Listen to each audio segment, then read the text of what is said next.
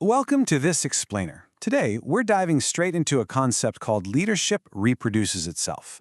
We're going to look at the invisible mechanics of how workplace culture actually spreads. We love to think culture is built in these formal training seminars or through meticulously crafted employee handbooks, but the reality, it's way more organic than that. Culture spreads through our behavior, not through what we write down. Leadership reproduces itself, and we're going to walk through exactly how those everyday, passing habits slowly harden into unbreakable norms. So think about your own team, your department, or your company for a second.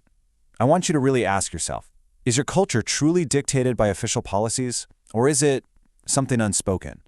Like when a crisis hits or there's a super tight deadline looming, do people honestly flip to page 42 of the company manual? Of course not. They look around the room to see how the boss is reacting.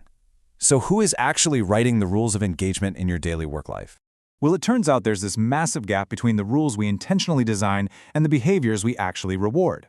Let's say we write down that everyone must follow strict protocol, but in reality, we reward the person who completely bypasses that protocol to fix a bug at 2 in the morning. And that right there is what actually governs our days, what gets rewarded. It's the quick shortcut that saves time.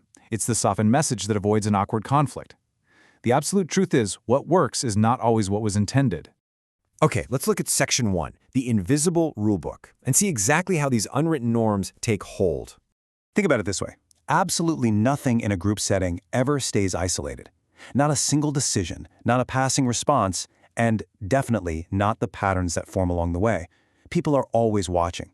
Now, they aren't necessarily watching deliberately or maliciously, but they watch enough. They notice what moves things forward, right? They notice what gets accepted by the group and what persists. And then they adjust. But they don't adjust by reading a memo. They adjust by observing reality. Because here's the reality. People copy what got rewarded, not what got written down. They follow the invisible signals of success.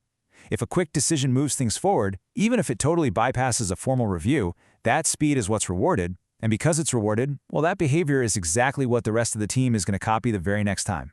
Moving on to Section 2. Anatomy of a pattern.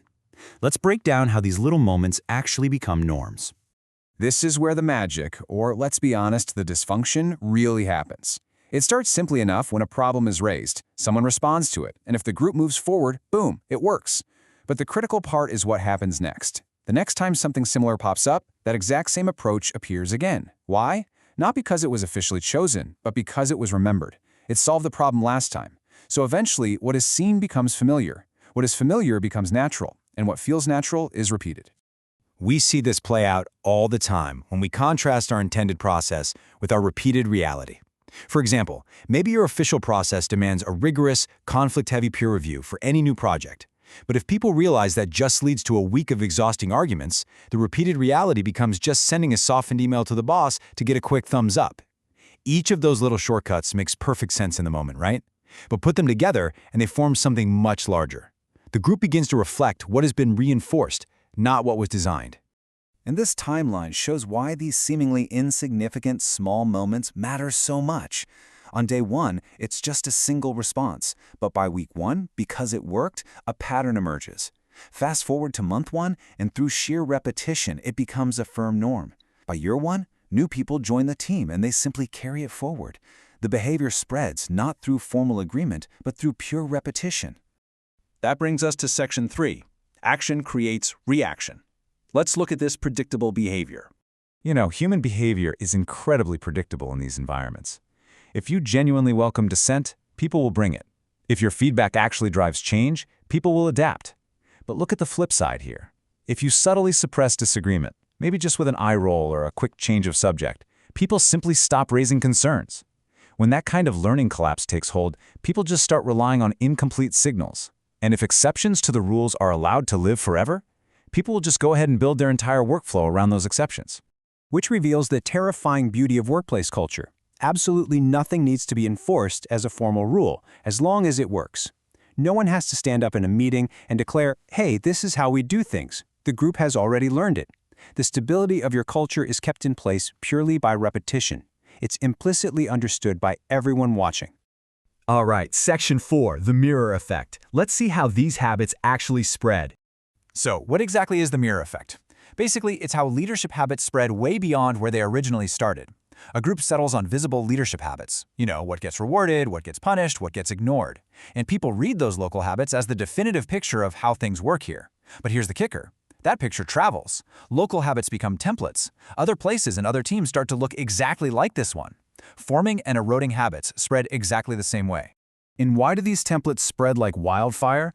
Because we humans are literally wired to take behavioral shortcuts. First off, copying is just so much faster than being taught step by step.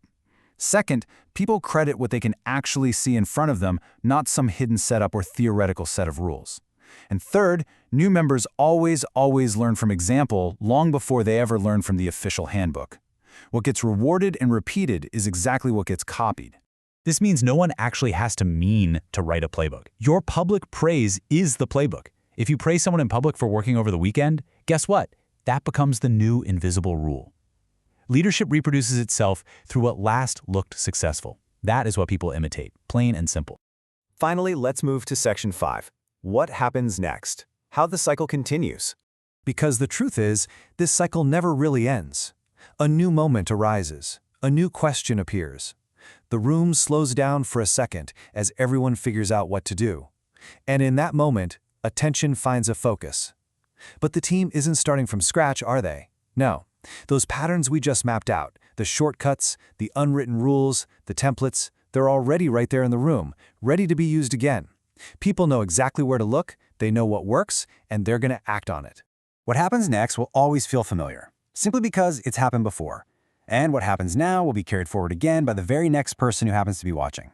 Since leadership reproduces itself through the many people repeating what they've seen, you got to ask yourself right now, what invisible habits are you modeling? What unwritten rules are you rewarding? And ultimately, what are you carrying forward into your next meeting?